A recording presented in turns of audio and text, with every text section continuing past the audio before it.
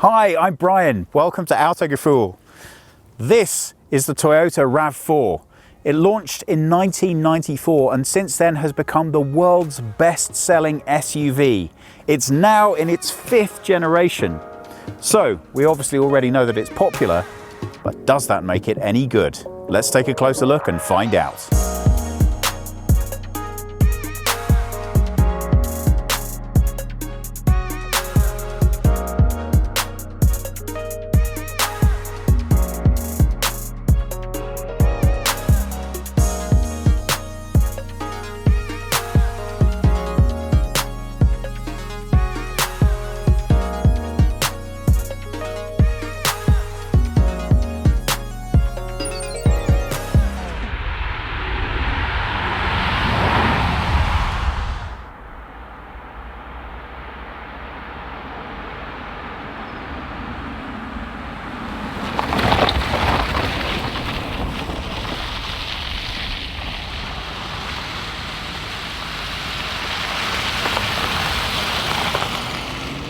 They've never ever had a problem producing popular cars that are very highly thought of. But from a design standpoint, there have been some notable question marks.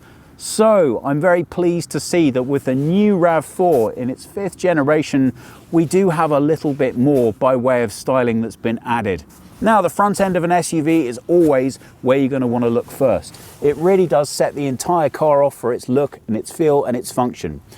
So we already know how popular this car has been throughout its history, but from a stylistic point of view, I think it's nice to see that a lot more design elements are coming in with this generation. If you look at the front, we have a very blocky, robust character. This isn't a large SUV, so we really don't want to overstate that. And although we now have an increased height from the ride off the ground, we still have a feeling that there's a little bit of sportiness to the design. The way that we achieve that is through this long cut right throughout the bonnet. So the height is kept still somewhat visually compressed and it doesn't hit you too much in the face all at once. Jonas has found us a really nice location here in the snow-covered fields in Munich to show off exactly how all of this design language ties together. I think this is a really great angle to show you how the angularity of the front is matched as we come through to the side. Now, this vehicle is 4.6 meters long or 181 inches. So, not a massive change from the predecessor, but as you'll notice, and I think visually it does make a very big difference, 3 extra centimeters on that wheelbase. That should amount to a lot of extra interior space. We'll find out in a bit. And the extra 1.5 centimeters of ground clearance, which really tells us that we do have something that is trying here to be a little bit more rugged in the off-road department. And the nice thing that they have managed to achieve with the 5th generation is to really give it its own look. Now, okay, maybe that's not going to appeal to everybody, but the more I look at it, the more it kind of does grow on me. And to be honest, I tend to find that with Toyotas in general. But tell me, what do you think? Finding this a slightly curious detail. It's very common now to have these plastic surrounds on wheel arches on SUVs, but we have a little gap for metal here, and then if you have a look, there's a nice little bit at which you think that water would happily sit there. So I'm surprised to see that the design style won out over the possible practical application. If you have a look on the front, it's mirrored at all 4 points at which the arch meets the lower trim. I guess I'm just a little bit surprised by that. I like the way that that plastic gives us a more rugged feel, and it's very practical, especially if you go off-road. I draw your attention to this down here. We've literally only parked this car on the grass, so that gives you a clear indication of exactly what you get, even if you took it down a muddy road. So, I don't know, I think I might like a bit more uniformity with this trim here. Maybe a little easier to keep it clean and make me a little bit less concerned about corrosion in the future. Maybe I'm being a bit too picky. What do you think? Wrapping around to the back of the car, we can see how that styling has really nicely followed round. So again, these very angular rear lights, I think, are going to divide opinion a little bit. Jonas and I have just been talking though, and I will say I think that your major challenge at this price point is going to be not wanting to be bland and indifferent. And nothing about this car is bland or indifferent. Now, that's clearly going to mean that some people are going to hate it, but it is visually distinct. And I think that's a real plus, especially for a car at the lower price points. Now, the other thing I think that's been really well done is that often when you walk around a car, there's a significant mismatch in styling from the front to the side to the rear. Here, all of it has tied together really well and it comes together nicely. So, love it or hate it, you can't tell me that it's not distinct, and you also can't say that there's a styling mismatch here. Now I understand we can also choose to have a different color roof. I think I'm going to go with one color throughout. The design's so striking, I don't really want to draw any attention away from that. And if you look at the way that they have gone to effort to use some of this angularity within the shape and design of the boot, that's enough to break it up visually, so you're not just looking at a massive boot, but something with a little bit of flair to it as well. The rear cameras are nicely tucked away, so they're not obtrusive and staring at me. We also have two. Now we're going to come on and show you that a little bit later. It's always a common complaint with the rear camera on an off-road vehicle. Yeah, but what happens if it's not covered? When I get everything back here coated in mud, and there's nothing happening back here to prevent that. But we do have a second one, and I'm more than a little bit interested to see how that's going to be utilised. We've got a very brief bit of sun just to be able to show you this paint effect here. This colour is called Midnight Black. It's one of the new colours that's going to be available on this car, and as you can see, it's got quite a bit of blue iridescence to it. You really can't see that until the sun comes out, so it's quite a nice feature. You've got a standard black car, the sun comes out, and all of a sudden, it's disco sparkly blue. Well, we can hardly be mean to Toyota. They're not the only manufacturer to do this, but sometimes these chrome exhaust pipes are carried off better than others. And when you look a little bit further back here, and you can see how that works visually from the side, you can't help but wonder, was that really a necessary feature? I guess it just comes down to taste.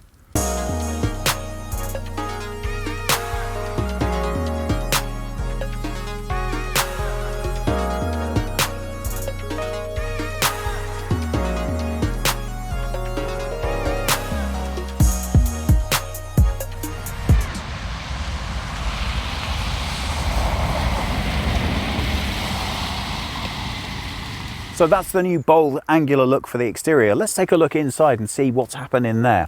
Well, first thing to note is the key. It's a fairly unadventurous, unexciting design, but I guess they're not trying to reinvent the wheel here, so it looks wholly functional. Let's take a look and see what we think. Well, right from the start, when we open up the door, we can see that it has, again, a very distinct, unique styling. Lots of soft touch material being used here, which does slightly uprate the feeling of quality that you get from the interior. I like the mix of both these fake metal elements and the plastics, so it does have a lot of styling there. And something that I don't think I've ever seen before, although jump all over it, maybe you haven't, maybe you can tell me, we have a rubber inlay to the door handle. So that feels very unusual right from the get-go, but it is super grippy, as you can imagine. So there's no chance of you getting in here in the middle of lots of snow and ice with your snow-covered glove and not being able to get a good hand on that to give it a shut. Slightly further down, we've got amply sized door pockets, a very plasticky looking speaker cover. I don't think that's a bad thing, because don't forget, it's an SUV, so I want to be able to clean mud off that pretty easily. And then a nice door sill that lets us know that we're driving the hybrid. Let's have a sit and see what the interior feels like. First thing to talk about is the seating experience. Well, I don't think I'm being entirely unfair when I would say that Toyota have a reputation for making what could fairly be described as utilitarian seats. And this is almost entirely in keeping with that expectation. A lot of people say that when they're talking about their favorite cars, they could tell that car just by listening to it start up.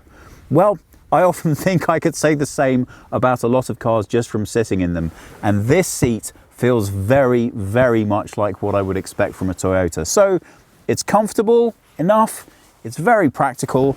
I like the adjustability you have. You can get it very quickly and easily into a position that feels right for you. And to be honest, there are a lot of bells and whistles you can put on these things, but when all's said and done, that usually is the most important feature. Now, in terms of its usability, I'm 5'10" or 178 centimeters in height, and I have a very long torso. So for comparison for headroom, you could think of me as being about 6 foot or even 6'1". And as you can see, I'm loving the headspace in this car. It's great. Now, I like a lot of room and I like to be low down in the vehicle, so I have this seat as low as it will go. but you still get a good impression that even if you're a tall person, this car is really going to feel nice for you. Now, alongside that, as you can see, sadly, I'm not the smallest guy in the world, but I have plenty of comfortable room here. I feel good in this cockpit. I feel right nicely deep within the car, and I'm ready to give it a try. But before we can do that, there's an awful lot to talk about in here that's changed and that's new for this edition. Now, I think the best way to describe this is it's very much a game of two halves. What do I mean by that? Well, you have the styling and you have the practical use. Toyota are famous for being a very practical utilitarian brand, and you feel a little element in some of the design features here that echoes that. That rubber on the door handles that I mentioned is mirrored on the rubber of these dials. That makes them very easy to grab hold of, very practical. There's no way you're going to find it difficult to get that adjustment. But you still have those new, fresh, stylistic touches where the designers said, yeah, but come on, we still really want to make sure that people know that we've put our individual mark on this car. And they have. We have a new 8-inch screen here that has automatically baked into it Android or Apple compatibility, although I don't think it has mirror link, so you can't just see your phone screen. But let's switch it on and have a look at how those displays work once you get into them. Okay, so because we are a hybrid here, we're not going to hear that engine start up until it's called for to do so. But we have the heating set to high, so it should kick on relatively quickly. And there it is. Talking about clean and straightforward, well, you couldn't really get a lot easier than these heated seats. High, low, off. Nice and easy. Again, that's what I want when I get into a cold car, and on a day like today, I really appreciate it. So, a bit of a mixed result for me here. Liking the big easy access dials, would have liked a little bit of decluttering here, but it aesthetically looks nice, it matches the styling, and I think it does the job fine. Coming slightly further down, well, there are very few cars, honestly, that make me completely happy with this area. There's always at least one compromise to be found. This is the obvious one. That's where my phone's going. Now, we have an inductive charge pad here. Jonas might just about be able to show you the on-off button here. A nice spot on the left-hand side here, just a nice little cubby hole that is absolutely perfect for that key. We're all used to seeing a plastic cover over the 12-volt charge point, and that's fine because for most of the time, we're not really going to be using it. So they always look and feel a little bit cheap and plastic. But having that over the USB and the aux in for the stereo, as this car has, I'm not quite sure I know what the point of that cover is. You're going to be using that most of the time, which means it just is a design feature I think they could have done slightly differently. Coming a bit further back, we have a nice, good, solid feeling gear selector. And back here, we have two really good, rugged, very nicely, solidly designed cup holders. This is a point in a car I often feel that manufacturers get wrong by making them too weak or not easy to clean. This is a really nicely designed thing. You're going to see this every day. So although you think, come on, Brian, it's a car, who cares? Trust me, the first time you spill coffee in your car, you will care. So coming back, we have more of that utility. You know, you could look at this and say, oh, it's a lot of plastic, but this is solid, nicely made plastic. So that's going to last the lifetime of the car, I'm absolutely sure. Got another 12-volt charge point here, which is good, and a good size storage bin. You can see from how much of my arm has disappeared into that. Meanwhile, with the lid on, I have to say, that makes a very pleasingly solid noise when you shut it. That feels very comfortable to rest your arm on top of. So I think they did a nice job with the utilitarian design here. Talking about special storage areas, you've got this nice tray up here, which will do for pens, change, and just bits and pieces you want to keep lying around. Now, this material feels like an interesting mix halfway between a hard plastic and rubber. It doesn't really feel like one or the other. So there should be just enough grip to stop things sliding around, but not too much to make it impossible to clean if you get something spilt on it. A little bit higher up, got this nicely finished soft touch material that goes really well with this fake chrome trim. Now, I think you have to be reasonable at price point and ask yourself, what do you expect? And this for me is really well done, which is good. because this I'm not so convinced about. What do you think, guys? It's 8 inches and okay, it does the job. I don't know. Given how very visually present it is within the dashboard, I think it is quite important that you like the experience of interacting with this. I don't know. For the latest generation, I think I just would have liked a slightly higher resolution screen. But as you can see there, it's actually pretty responsive, so it has a decent processor powering it, and I'm sure that once you get into using the features, they're all going to be nice and straightforward and easy to use. So this is simply going to be a question of how you feel about having this planted right in the middle of the dashboard. For me, I'm not in love with it, but I think I could get used to it. Do I feel the same way about the driver's cockpit experience?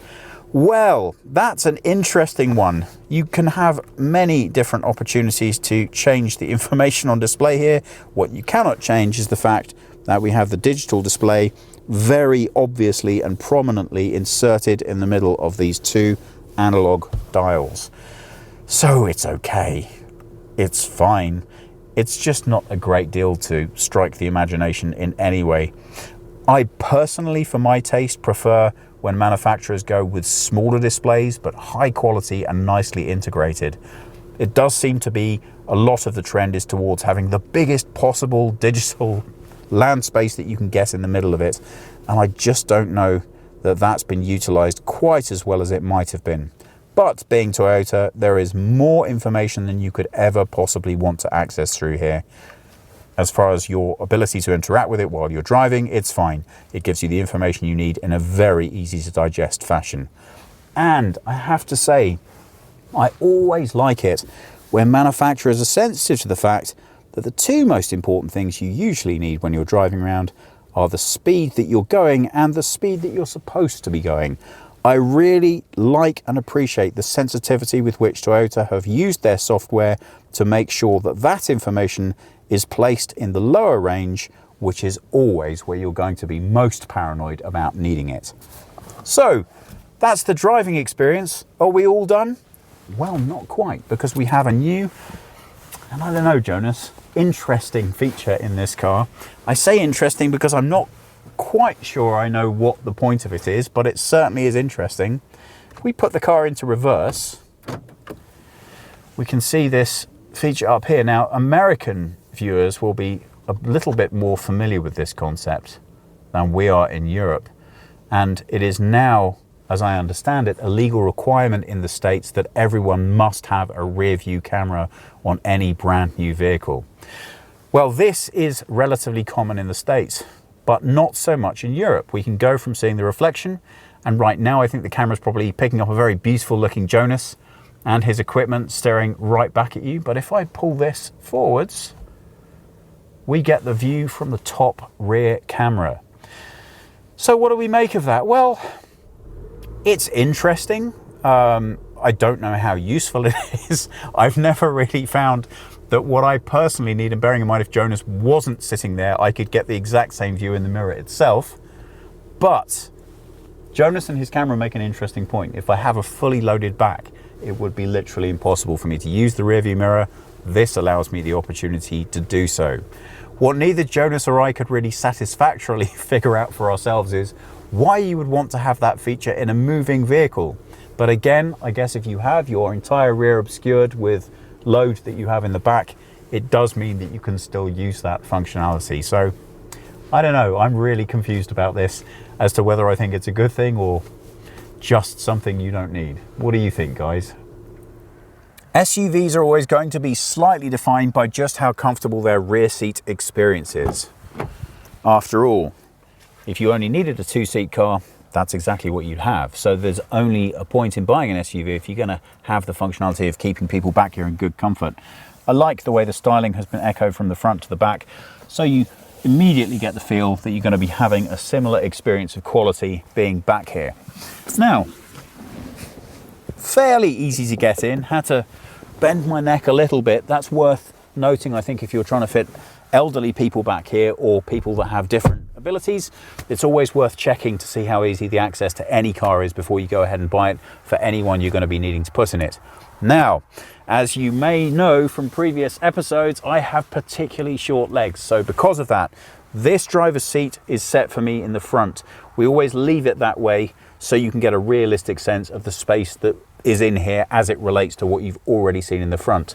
This seat, however, is set for Jonas, who is over 6 foot and has normal proportions. So if you have a look at my legs versus the amount of room back here, it's a much more realistic expectation as to what you're going to get. And as you can see, even if I did have normal person-sized legs, I'm still going to have plenty of space back here to be comfortable. As far as the fit, finish and feel of the car is concerned, again, I'm going to go with utilitarian. I'm not quite sure how convinced I am about the idea of fabric on the back seat of an SUV. Reason being, most commonly going back here is going to be kids, sports stays, hiking, outdoors. It's a lot of mud. Although I'm sure they're relatively easy to wash down, I still think maybe plastic would have been a better option, as it's been really well used here on these door panels. The seats back here, well, they're almost a mirror image of the seats up front. They're really comfortable. They don't do anything special. They don't feel in any way special. But you know what? I bet you could sit back here for a long time and be actually perfectly fine, which is more than enough that I could want from a backseat driving experience. If I shuffle over again, I can show you that what we have here is where those high power cables are going to run from the batteries. This is of course a hybrid. The batteries have been sunk underneath this floor, so we have a little bit more depth to it. If you look at the car from either underneath or really low down sideways on, this is where those cables are going to run. That gives us a nice central area for the central console, and we have 2 USB charge points back here. Again, why these plastic covers? I don't know, maybe that just bothers me and wouldn't bother you at all, so it's fine. Very plastic look and feel, but very functional, very easy to keep clean. That extra 3 centimeters in the wheelbase doesn't just result in a lot more comfort in the rear seat of this car, but a significant increase in storage area as well. What you are looking at is 580 litres of load space, and that is 80 litres more than its predecessor. As you can see from my small suitcase, what that results in is more than enough space back here without ever needing to worry about folding the seats down. Standard everyday use, you have a nice thoughtful pocket over here that's just for you to be able to add bits and bobs. That's always handy for a spare container of oil, or whatever else you need back here. We've also got a nice 12-volt charge point and its own light. And if we have a look under here, then you can see we have a slight storage area for some tools. Now, of course, with this being a hybrid, we are taking up a lot of space with those batteries, so we don't have a spare wheel with this vehicle, but hopefully you won't be needing that anyway. Now, as we come slightly higher up, you can see that we have a very standard privacy blind for the rear, and hopefully, now this never works, let's try. No. It doesn't have any special feature for flicking out of the way. It just automatically goes back in, and we also, I'm noticing, don't have any special housing for it to be discreetly hidden away. I don't think so. Let's have another look under here. No, that's clearly... Oh, you know what's saying that, Jonas? I think maybe we do. Shall we have a look? Okay, this is one of those moments you dread. It's working. It's easy. Look at this. It never goes this well.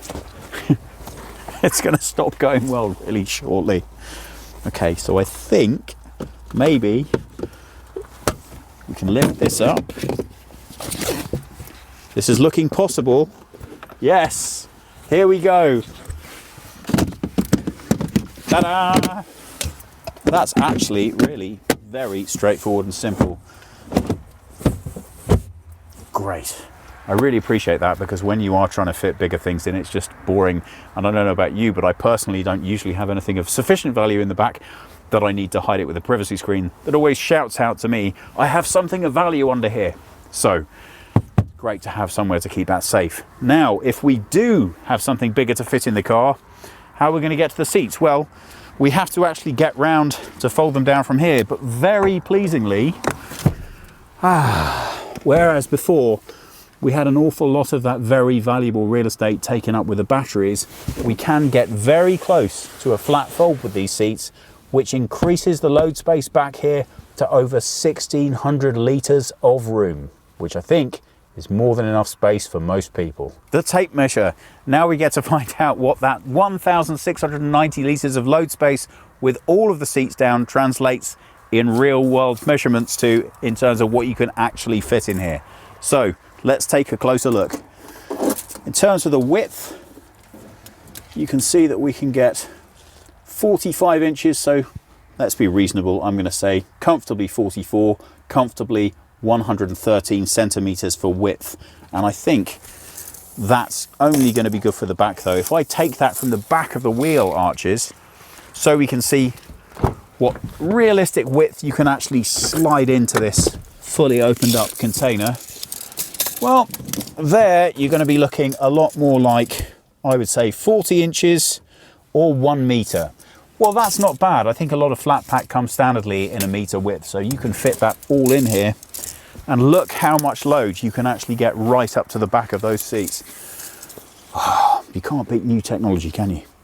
We are going to be able to get all the way up to 1 meter 90. Now that's my seat and that's quite far forwards, but still, I think if push came to shove, you could comfortably fit 1 meter 80 or about 72 inches of load into the back of that.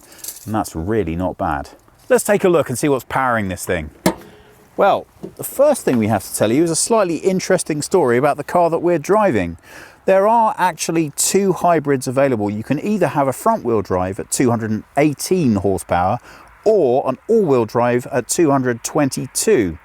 Now this is the hybrid, and this actually is powered in electric form by nickel metal hydride batteries, not lithium ion. Why would they do that? Well, it does make the car slightly cheaper to put together. So that's certainly one interesting features. I can tell you that across the line there will be no diesel models, and there won't be any petrol turbos either. If you live in the States, you can get a 2.5 litre naturally aspirated engine, and the base is a 2.5 litre hybrid. That's the 218 horsepower. They're going to come combined with a CVT automatic gearbox, and I think that's about everything you need to know.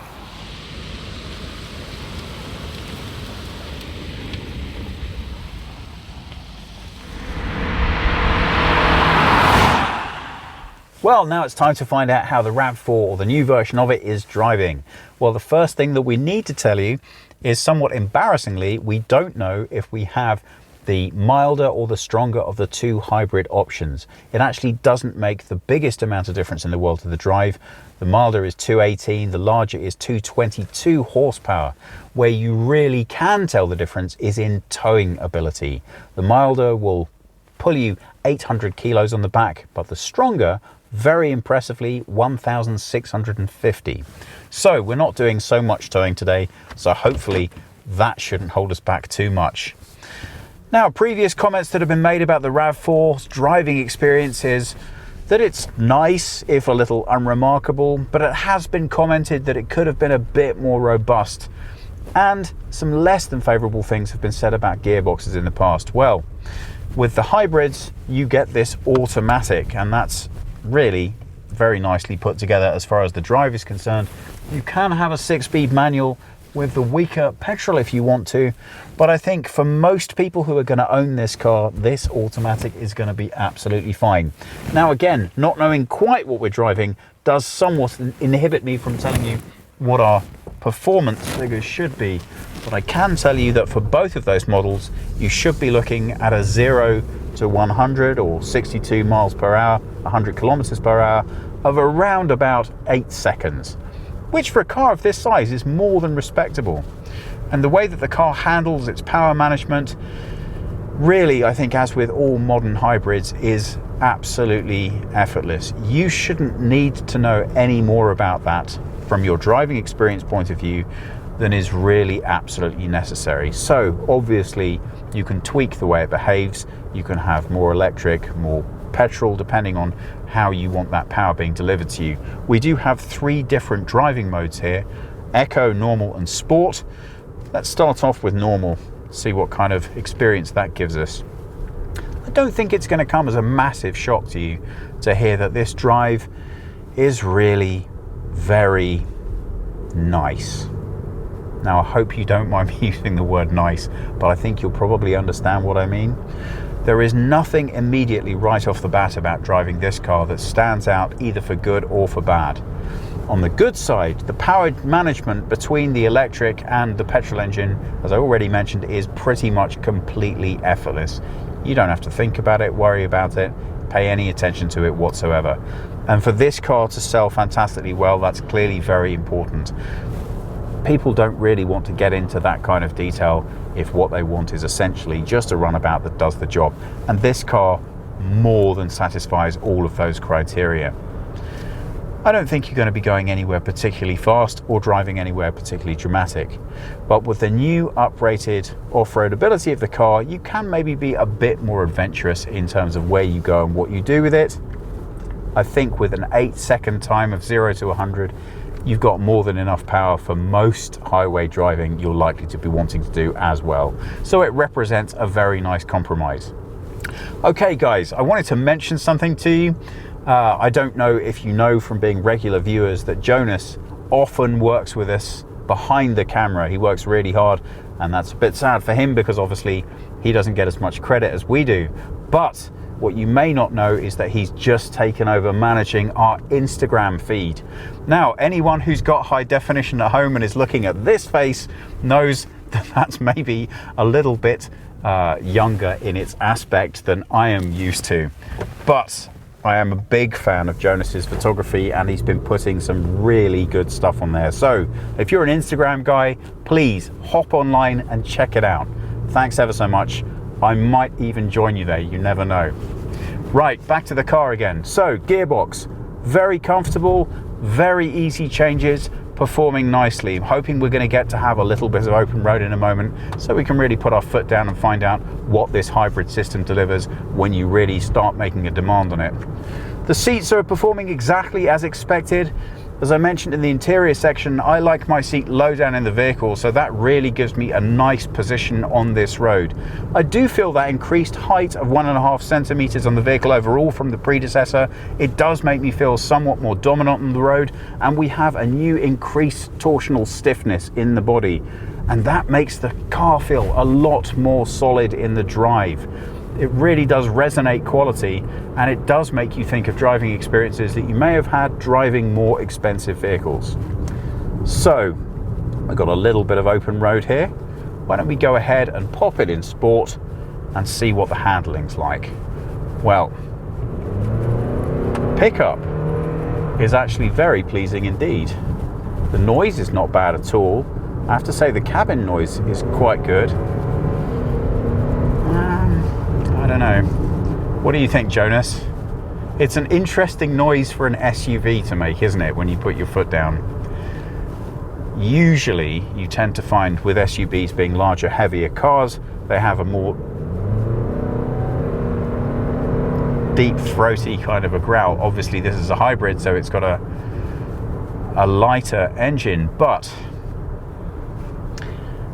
you know, dare I say it, there are elements of that note that remind me a little bit of a Toyota Corolla that I'm very close and personal with at home. So I don't know. I feel like they could have gotten the sound a little bit better, but a lot of cars, once you put them in sports mode, do have a tendency to deliver something interesting, shall we say, on the audio level. Let's pop it back in normal and see if we get the same sound experience there. Cabin noise is good. What they've done a really nice job of on this car is the balance between the suspension and the steering. So we have that stiffness that I mentioned earlier coming from the chassis, but we also have a very nice interplay of steering and suspension, meaning that at the same time you feel very solid on the road, you also have a nice light touch. The steering has a satisfactorily heavy feel to it, but it still feels nice and sprightly and agile. So I'd have no problem taking this car around town or nipping in and out of traffic, whilst at the same time never doubting that it was exactly where I wanted it to be on the road. Okay, so in terms of the driving experience from a cockpit standpoint, well, nothing here is setting my world on fire. It's all fine. I have all the information I want. I'm not massively in love with the way it's being given to me, but you know what? I get used to it. It's fine. And at this price point, I'm really prepared to tolerate quite a lot of things that maybe I wouldn't slightly higher up. Okay, I think we're just about to head out of town, and we can listen again to that engine note to see what it sounds like when we've changed the driving mode. Ready, Jonas? Here we go. Nope, exactly the same. We get a little less urgency in the take-up, but that same note. Well, let's try an eco and see what happens then. Here we go.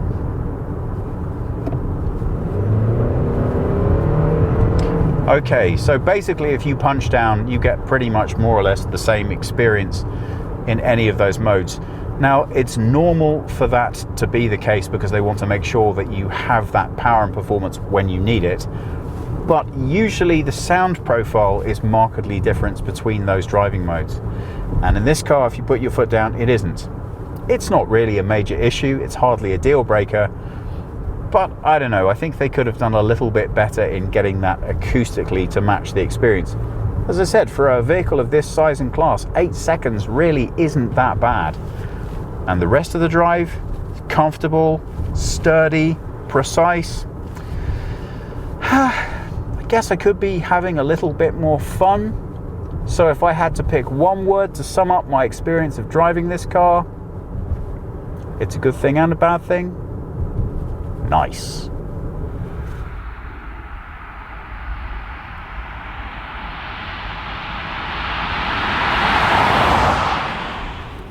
So we're back driving through town again, and obviously that gives us an ideal opportunity to see how this hybrid system comes into effect. I do like the way that this information is being delivered to us. We can see exactly what's happening here in terms of how the engine is being utilized. So at the moment we're running using our battery, and if I take my foot off, you can see that because of the recuperative braking, the car is giving energy back to the battery. Now, if I put this in pure electric mode,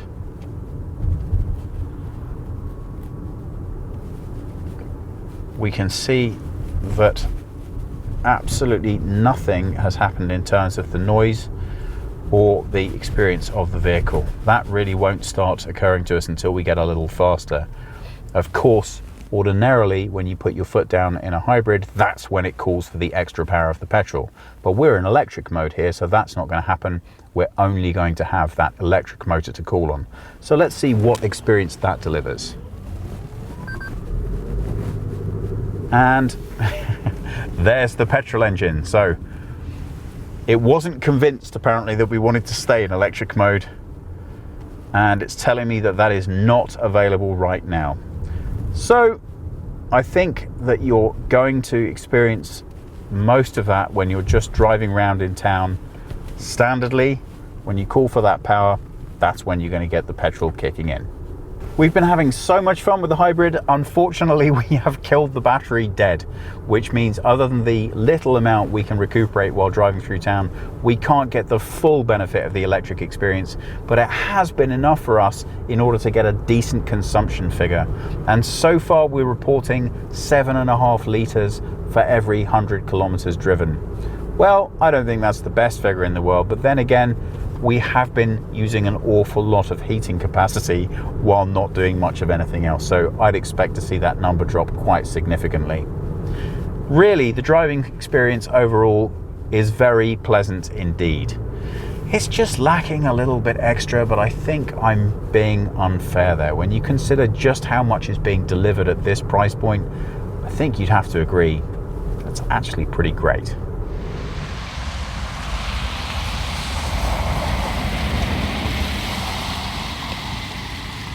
Well, that about does it for us from the RAV4 in Munich. So what do we think about it? Well, there's a reason why this has been the world's most successful SUV.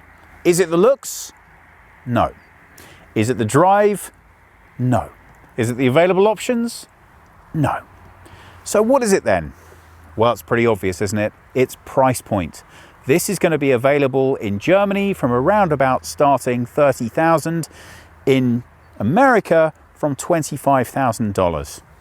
It represents a phenomenal amount of value packed into an overall good package.